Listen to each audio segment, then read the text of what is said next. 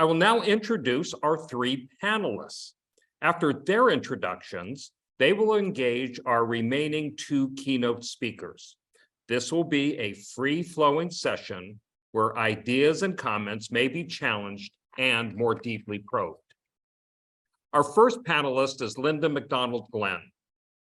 Linda is a distinguished policy entrepreneur, ethicist, educator, counselor at law, lecturer, writer, and international consultant with a particular emphasis on the ethical, legal, and social implications of emerging technologies. She has devoted her career to exploring complex issues surrounding clinical and translational research, evolving notions of legal personhood, reproductive issues, genetics, AI, and animal rights issues. Welcome, Linda. Our second panelist is Dr. Sam Ogden. Dr. Ogden earned his PhD in computer science from Worcester Polytechnic Institute. Before that, he worked as a product engineer at IBM and GlobalFoundries, earning degrees in electrical engineering, mathematics, and computer science. His research bridges the gap between mobile devices and the cloud, particularly for mobile-oriented deep learning inference. Welcome, Sam. Our third panelist is one of our College of Business students, Bobby Bernhardt. Bobby is double majoring in agricultural, plant and soil sciences and statistics. After graduation, she plans to pursue a PhD in soil science along with a career in agricultural research. Her primary areas of interest are plant ecology, soil composition, and soil amendments. Welcome, Bobby. Linda, let me please ask you to begin our discussions. Okay, well, there is just so much to discuss here, and it's such an honor to be here and listen to these amazing women speak. I'm going to start off with a two-pronged question, first directed towards Alka, but then I would love to hear what the other panelists have to say. Well, specifically Irina has to say about that. Now, I've known Alka for a while, and I know she's been working on a Future of Leadership for Responsible Innovation program. And she and I have talked about a lot of ethical issues. And I know one of the concerns that we've discussed is, should we be worried about AI mimicking human intelligence? I mean, humans are flawed and, well, so we're creating flaws too in our creations. So that's one. And the second question is, you probably have all heard about this open letter calling for a moratorium on AI research for 6 months to slow things down. But towards Alka, can you tell us, and then to the other panelists, please, can you tell us how the Future of Leadership for Responsible Innovation initiative might address these two concerns? Thank you, Linda. It is always a pleasure to be in your company, and thank you for that question. It's a loaded question, so I'm going to try to do justice to it, and then I'm going to hand it to Irina. So I know you're emphasizing the Future of Leadership program for us, maybe because it's a little dubious idea, or like, what is that? Why Future of Leadership?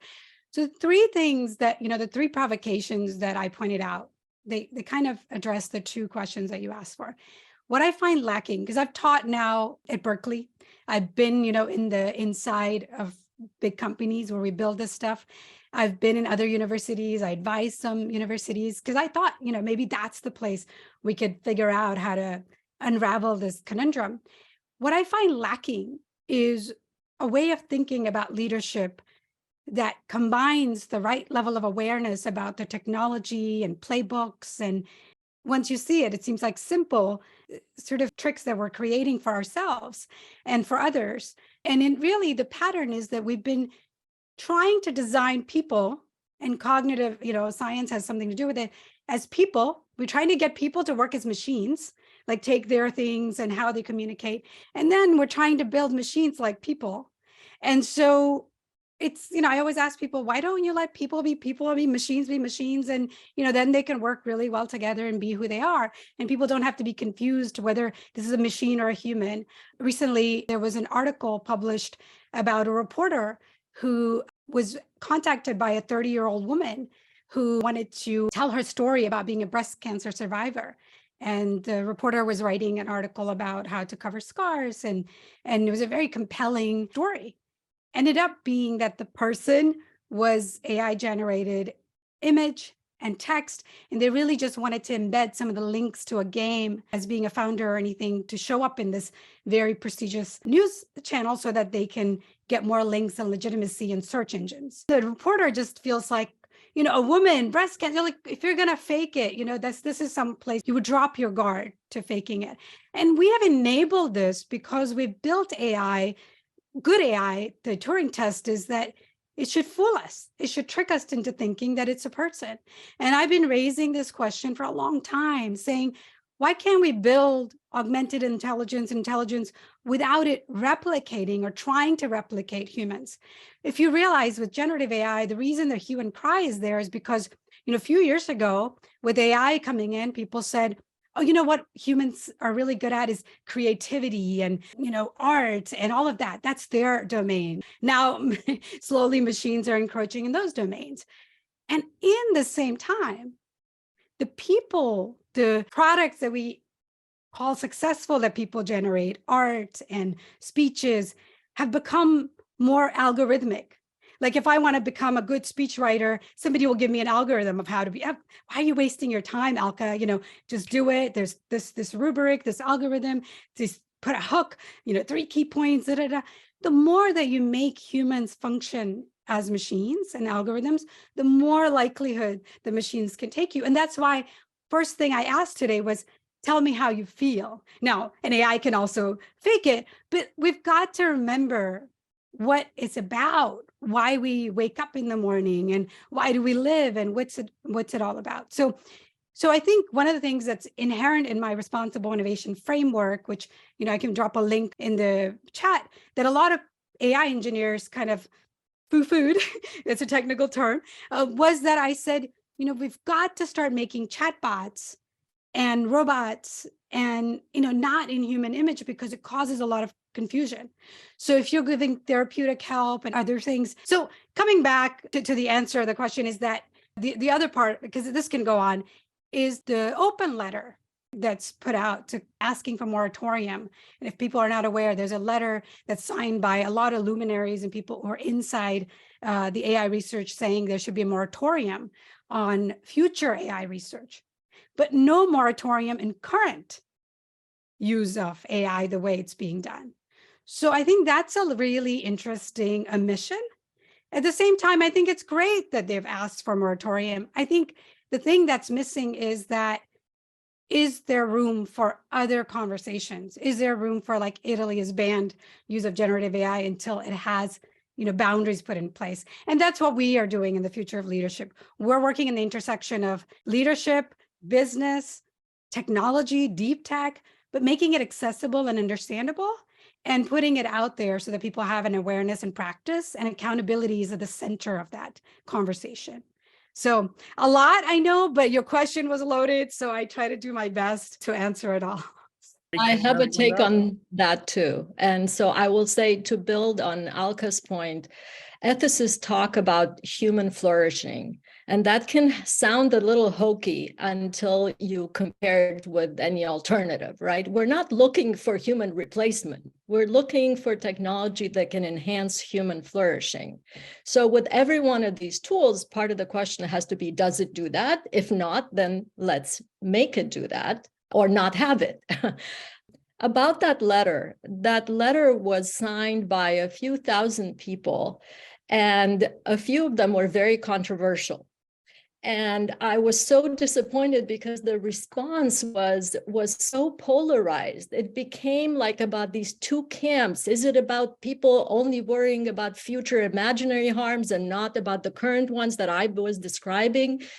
Is it about people, failing to acknowledge the harms that might be greater than the current ones? There were all these ad hominem attacks. I don't know if you can prevent Elon Musk from signing any future letters, but that seems to sink any ability to really have a conversation, if he's one of the signatories, because people focused on that as opposed to, let's say, Yoshua Bengio, who is one of the luminaries in the AI research field.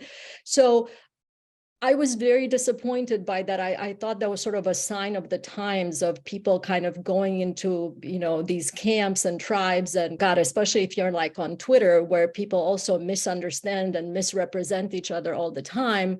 There wasn't a lot of kindness in that conversation and recognition that I think really most of the people, both the ones who signed and the ones who were opposed to it, would actually agree on a lot of things, including that there are a lot of harms that need to be addressed, including that we don't know yet how to best address them. And so the letter was just trying to play out a scenario. And by the way, it didn't ask for a moratorium on all AI research. It asked basically for a moratorium on releasing GPT-5 or 6 or whatever, because it's happening so fast that we can't really react to it. I think the letter is worth reading on its own and then responding to in terms of its own content, rather than on all the heated descriptions that ended up then being picked up by the media and everything that happened along it.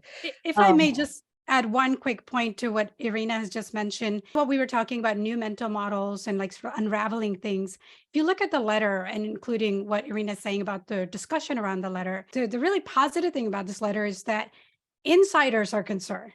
Let's just say that there's a problem, you all. If the insiders are concerned, now they have the most to lose. So the challenge with the letter is that I wouldn't necessarily trust their solution.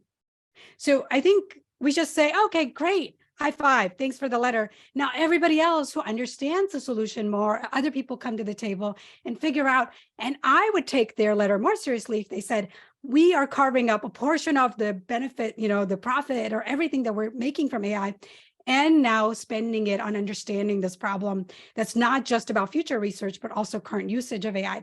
Then I think that it just becomes a little bit more solid. Now, you can say that nicely, to Irina's point, and you don't have to become, really divisive. But I think both of those things, it's yes and. And the other thing is, they're really focusing on general AI, which by writing this letter, they're actually fueling more dollars towards that research, because it's hey, we think it could be real. So there's other sub context to this letter that's irritating some people. And it's really interesting to read the Q&A about the letter if you want to learn more. It's actually published in the site that authored the letter. So, go look at that and see how you can see the game behind the game. It's very interesting. So I want to add one more thing, and then I promise we'll go to another question. But I think broadly what the letter was getting to, and what Alka got to earlier when she was talking about us being in this big experiment, is the question of the ethics of deployment. Who decides what is deployed onto all of us? At what stage? When are we ready for it? How should it be deployed? With what kind of caveats and warnings? With what kind of education accompanying it, right? These are questions that are not being answered yet. And with ChatGPT, just to give you an example, it was released in late November. And then 2 months later, OpenAI had a blog post that said, well, we are consulting with educators because there seems to be this conversation in the educational system. That was one of the most predictable group of stakeholders who would be impacted by this. The fact that they were consulting 2 months after they had deployed it is really problematic. And it took about another month for them to say, we actually came up with this watermarking software. They could have waited 3 months and put out the watermarking software as the same time as ChatGPT, or with all kinds of other guardrails in place if they had consulted with educators earlier. I think those are the kind of ethical questions that the people asking for a moratorium wanted to see addressed before the next wave is released. Sam, would you like to ask a question or bring up a topic to our panelists? Absolutely. And that's actually a really nice transition to what I was kind of wondering about. So one of the things we've been talking a lot about, or that I've heard come up a lot, is the ownership of the data that's used to train the models. And there's a lot of concern surrounding that. But I'm actually kind of interested in the ownership of the models themselves and the releasing both not only of the design of the models, but also of the trained models. And I just ran across an article that was talking about the trained models can be in some ways thought of as a blurry picture of the internet because it kind of compresses it in a lossy manner and pulls data back out. And this is kind of where some of this, as is called hallucination, might be coming from.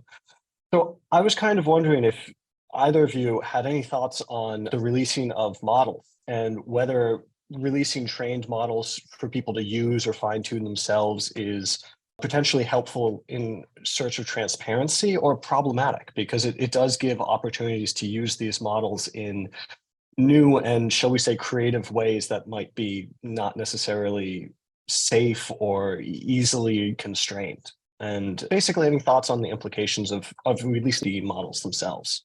I can start if you Yeah, want. go ahead, Elka. One of the provocations we were talking about with AI, again, when we look at a big picture for especially people who have been using technology and been in the space, we love that when people raised issues about ethics and AI principles, until then, it was not okay to talk about ethics or not as acceptable. One of the challenges with the principles was the transparency, privacy, and all of these principles. The answer is always, it depends. Like, what's a relevant transparency? When is it safe? Explaining explainability, like if someone just dropped a bunch of code, who will actually benefit from it? If someone said, hey, I want to see, where's bias in there, and they gave me 500 pages of code, I may not be able to figure it out, or probably more. But if they summarized it, then how do I trust their summary? So all of these principles are really tricky to put in practice. And that's why one of the reasons I stopped and created this, other framework for responsible innovation, and trying to see what's the sweet balance between self-regulation and policies and regulation. So when you make these models transparent, like if you make them, I don't know if you remember when ChatGPT first became public, one of the things they said, one of the examples, they had 5 examples. And one of the examples was, how do you break into a house? And it was a detailed answer. And there was one of their 5 examples. And the other one was something about like, why is a liberal stupid or something? So it's really great examples out of the 5 that they picked. Now, humans pick that, right? And why did they pick it? So when you make this kind of answer public, I call it irresponsible. And so if you make certain models transparent that people can use in dangerous ways to hack or to generate even more fakes, that will be irresponsible. But if you keep it, under wraps all the time, then it's not transparent. You don't know how it works. So one of the ways to manage that is that you can have sort of relevant transparency. So you can be very transparent about the kind of data you're using, where you're using it, say that it's AI. There really is a precedent on how to use it responsibly and what to make transparent and what not to. When people act like they don't know, that's because they don't want to, and because it will be too much work for them. We know this from recommender engines and all of that. So there's a lot of best practices in ML, AI, a lot of these models and logging that they can use. So I would say it's not an either or question.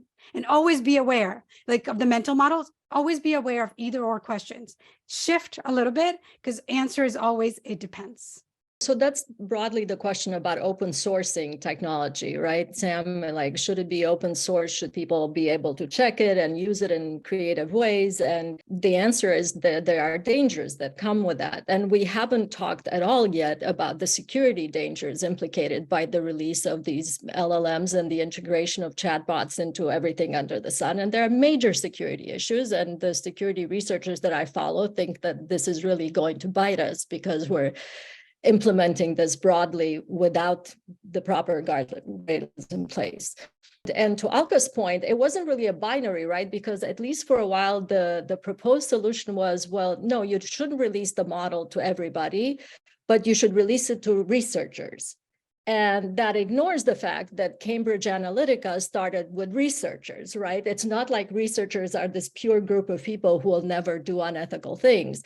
So even the sort of interim kind of proposed solutions or ways of addressing this are, I think we're all really struggling with what that line is. And I'm very curious, since you understand these, what is your take, Sam? What would you say? Do you think that models should be released? I mean, obviously, there's the whole business angle, right? Most of the businesses are not going to release their models, period, because it's, their secret sauce. But really curious what you think. The business one actually gets me because part of the part that I was thinking about is, does the releasing of it democratize it in some way, or is it too dangerous to actually do so in the using them for other things? And I think for me, and LLMs are not my specific focus necessarily, but for me, I think it largely comes down to at what point in the training do we release them? Whereas they're the theoretical of, you can just use this out of the box for whatever you want. You can fine tune this on your data set, or we're talking about what the structure of it is. And I think that those probably all lead to different conceptions of what's okay to use. Just because if you're given, say, the design of ChatGPT 4, you're not going to be able to train it at home to be actually particularly useful. You don't have the data or the resources to train it, and that's a lot of what's being invested in them. But then on the other hand, if businesses were to release them, as you said, that's a huge investment that they've made in these proprietary models. Well, one thing I wanted to add, Tim, I don't know if you've seen the discussion on, like BART, Google has actually used some of the same models so a lot of LLM models have learned from each other.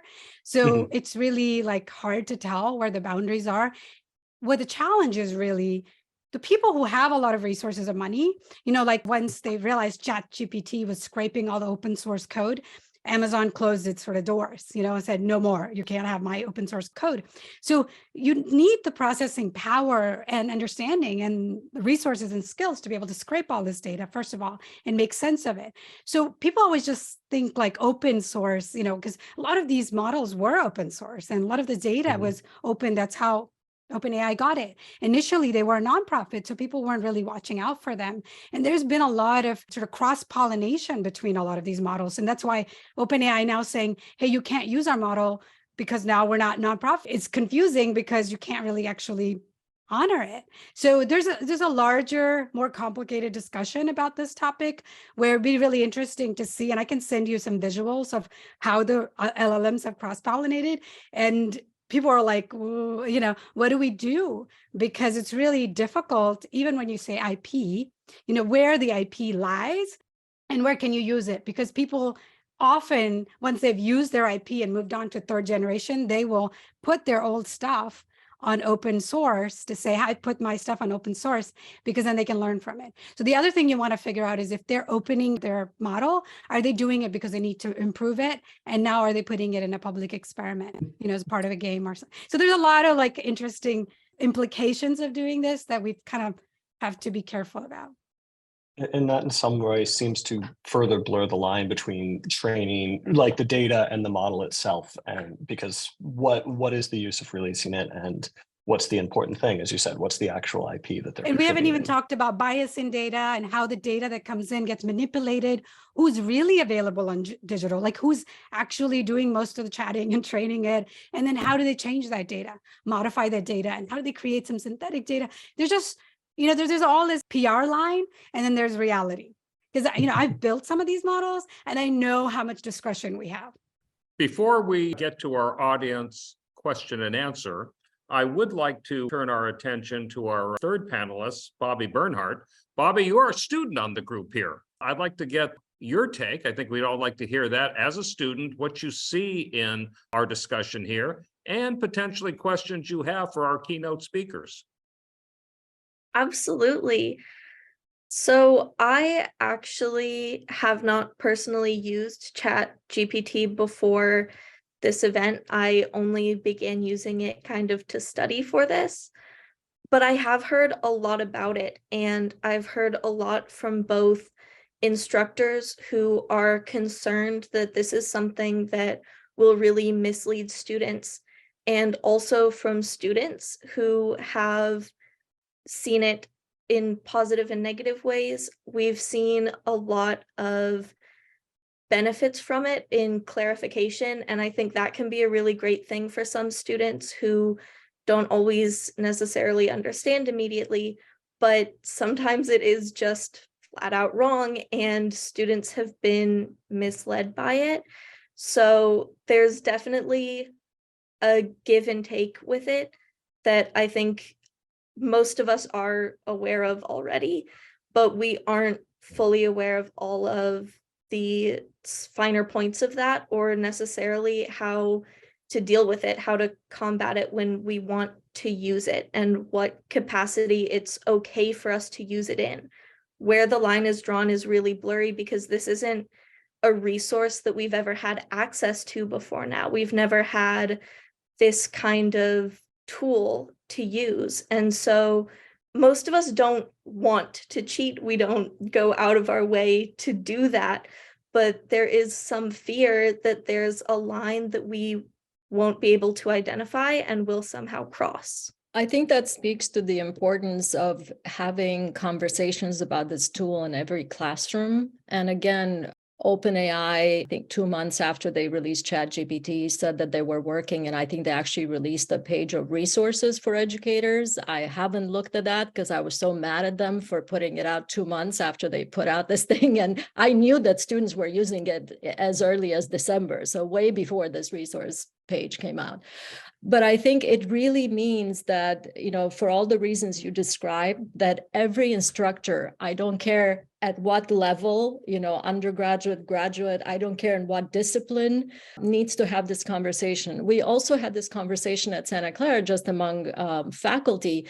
And this tool plays out very differently, let's say, in a writing class than it does in an accounting class or than it does in a history class. And so I think really individual educators, first of all, need to become familiar enough and comfortable themselves with what it is. And it's all happening very fast and it's all shifting under our feet all the time, right? Because the next model has like different features or different limitations or different abilities, but there we are. Understand what it does, understand how it fits within their own classroom, what they're trying to teach, and what the opportunities are, since we're talking about that, and what the problems are, and then talk to the students at the beginning of the course and repeatedly throughout the course, so that at the end of the course, you don't get like, oh, I'm sorry, I didn't notice that. No, it's been reinforced throughout.